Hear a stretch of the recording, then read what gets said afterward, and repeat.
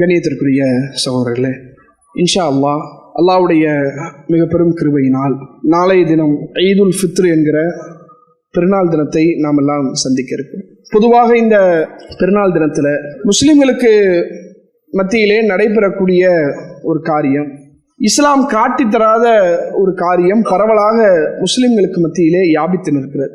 அது என்னன்னு சொன்னால் ஈத் முபாரக். எல்லாரும் என்ன பண்ணுறது, பெருநாளுடைய தொழுகையை நிறைவேற்றிய பிறகு எல்லாருக்கும் ஈத் முபாரக் ஈத் முபாரக் என்று சொல்லக்கூடிய ஒரு வழிமுறை.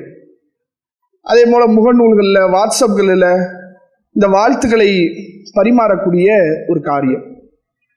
இப்போ இதில் நம்ம கவனிக்க வேண்டிய மிக முக்கியமான ஒரு அம்சம் என்னன்னு சொன்னால், இந்த ஈத் முபாரக் என்பது இது மார்க்கத்தில் இருக்குதா? ஏன்னா ஒரு குறிப்பிட்ட நாளில் ஒரு குறிப்பிட்ட இடத்துல மக்கள் எல்லாம் குழுமக்கூடிய சந்தர்ப்பத்தில் ஒரு வார்த்தையை எல்லோரும் சொல்கிறார்கள், முஸ்லிம்கள் அனைவரும் சொல்கிறார்கள் என்றால், ஒன்று அதை நபிகள் நாயகம் ஸல்லல்லாஹு அலைஹி வஸல்லம் அவர்கள் காட்டி தந்திருக்கணும். இப்போ உதாரணத்துக்கு ஹஜ்ஜுக்காக மக்கள் செல்றாங்க, உம்ராவுக்காக செல்றாங்க. போகக்கூடிய அந்த மக்கள் அனைவருமே தல்பியா சொல்லுவாங்க, லப்பைக் அல்லாஹும்ம லப்பைக் லப்பைக் லாஷ் இப்படிங்கிற தல்பியாவை சொல்லுவாங்க. இந்த தல்பியாவை எல்லோரும் சொல்கிறார்கள் என்றால் நபிகளார் அதை காட்டி தந்திருக்கிறாங்க, அதனால மக்கள் சொல்றாங்க, அது நன்மையில உள்ள விஷயம். ஆனால் ஈத் முபாரக் என்கிற இந்த ஒரு விஷயத்தை அந்த நாளில் எல்லோரும் சொல்கிறார்களே, இது மார்க்கத்தில் உள்ளதா, நபிகளார் காட்டி தந்ததா என்று கேட்டால், அல்லாஹ்வுடைய தூதர் அவர்கள் தங்களுடைய வாழ்க்கையில பெருநாள் முடிந்த பிறகு ஈத் முபாரக் என்றோ தகப்பலல்லாஹு மின்னா வ மின்கும் என்றோ இது மாதிரியான எந்த ஒரு வாசகத்தையும் அல்லாஹ்வுடைய தூதர் அவங்க பயன்படுத்தல.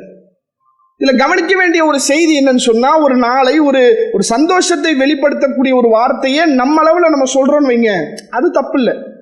நம்முடைய ஒரு சந்தோஷத்தை வெளிப்படுத்துவதற்காக சில வார்த்தைகளை அரபுல நம்ம சொல்றோம்னா அது தவறு கிடையாது. ஆனால் எல்லோரும் அதை சொல்ல வேண்டும் என்ற ஒரு சூழலை ஏற்படுத்துகிறோம் என்றால் அது மார்க்கத்தில் தப்பு. நான் சந்தோஷமா இருக்கிற ஒரு பரக்கத்து பொருந்திய ஒரு ஈதாக இது இருக்குது என்று நினைத்து சந்தோஷப்பட்டு நான் என்னுடைய தன்னளவுல சொல்றேன்னா அது பிரச்சனை இல்லை. எல்லோரும் அந்த நாளில் சொல்ல வேண்டும். ஒருத்தர் அப்படி சொல்லலன்னு வைங்க, அவரை குறுகுறுன்னு பார்க்கறது. யாராவது ஒருத்தவங்க ஈத் முபாரக்னு சொல்லி நம்ம கையை கொடுக்கறது, நம்ம பதில் சொல்லணும்னு வைங்க, அப்படியே நம்மள ஒரு நிமிஷம் முறைச்சு பார்க்கிறாரு, சொல்ல மாட்டான் போல தெரியுது, போயிடுறாரு. அப்ப ஈத் முபாரக் என்கிற வார்த்தையை கண்டிப்பாக எல்லோரும் சொல்ல வேண்டும் என்ற ஒரு சூழல் இன்றைக்கு முஸ்லிம் சமுதாயத்திடத்தில் ஏற்பட்டிருக்கிறது. நபிகள் நாயகம் ஸல்லல்லாஹு அலைஹி வஸல்லமுடைய காலகட்டத்தில் அல்லாஹ்வுடைய தூதரோ அல்லது மற்ற ஏனைய இது மாதிரி சொன்ன ஒரு வாசகத்தை நம்மளால பார்க்க முடியல. அப்ப நபிகளார் சொல்லாத இந்த ஒரு காரியத்தை பெருநாளுடைய தினத்துல பரவலாக பல்வேறு விதமான முஸ்லிம்கள் செய்து கொண்டிருக்கிறார்கள். இது ஒரு தவறான நடைமுறை. என்ன செய்யலாம்? அவங்களுக்கு சலாம் சொல்லலாம். சந்தோஷமான நாள் தான், மகிழ்ச்சியான நாள் தான். அந்த நாளில் நாம் சந்திக்கக்கூடிய நபர்களுக்கு சலாம் சொல்லலாம், அல்லது அவர்களுக்காக துவா செய்யலாம். உங்களுக்காக நான் துவா செய்யறேன் அப்படி சொல்லுங்களேன். நீங்க நல்ல முறையில உங்களுடைய வாழ்க்கை சிறப்பான முறையில இருப்பதற்காக அல்லாஹ்விடத்துல நான் துவா செய்யறேன் அப்படி சொல்லுங்க, தாராளமா சொல்லலாம், தவறு இல்லை. ஆனா ஒரு வார்த்தையை உருவாக்கி இதை எல்லோரும் சொல்ல வேண்டும் என்ற ஒரு வழிமுறை முஸ்லிம் சமூகத்தில் பரவி இருப்பது என்பது இது நபிகளார் காட்டித்தராத ஒரு காரியம். இதை விட்டு நம்ம விலகி இருக்கணும். நபிகள் நாயகம் ஸல்லல்லாஹு அலைஹி வஸல்லம் அவர்கள் சொன்னார்கள், மன் அமில அமலன் ஃபலைஸ அலைஹி அம்ருனா ஃபஹுவ ரத்துன். எவன் ஒருவன் நான் ஏவாத ஒரு ஒன்றை மார்க்கத்தின் பெயரால் செய்கிறாரோ அது மறுக்கப்படும் என்றார்கள். அப்ப எல்லோரும் செய்ய வேண்டும் என்ற ஒரு சூழலை உருவாக்குவது என்பது இது மிகப்பெரிய ஒரு ஆபத்தை, மிகப்பெரிய ஒரு பேரழிவை ஏற்படுத்தக்கூடிய ஒரு அம்சமாக இருக்கிறது. எனவே இதை விட்டு நாம விலகி நபிகள் நாயகம் ஸல்லல்லாஹு அலைஹி வஸல்லம் அவர்கள் காட்டித்தந்த அடிப்படையில், நபிகளார் கற்றுத்தந்த அடிப்படையில் நம்முடைய மகிழ்ச்சியை, நம்முடைய சந்தோஷத்தை நாம வெளிப்படுத்தலாம். அதற்கு மார்க்கத்தில் எந்த விதமான தடையும் இல்லை.